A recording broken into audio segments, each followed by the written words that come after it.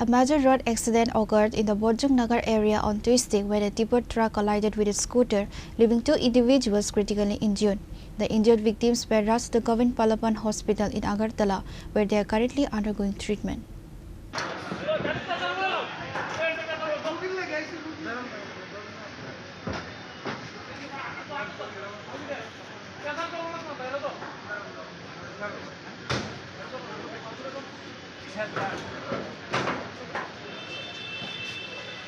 According to reports on Tuesday involving a collision between a tipper truck and a scooter, the impact left 2 individuals with critical injuries.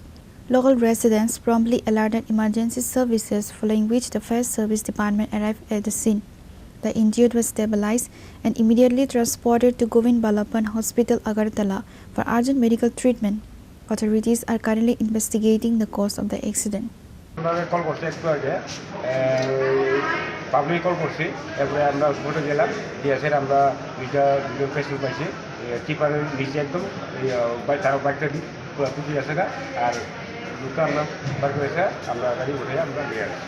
যে 2 জন আহত হয়েছে তারা কি বাইকে আসছিল? তার দুজনও বাইকে আছে, স্কুটিতে। মানে কোন গাড়ির সঙ্গে? মানে tipper.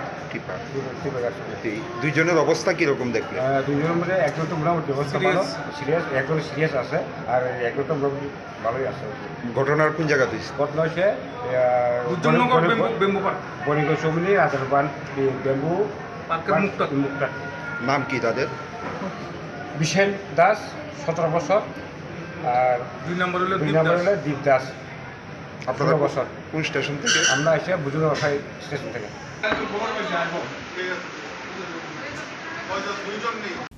Bureau Report, Chini, Khorang.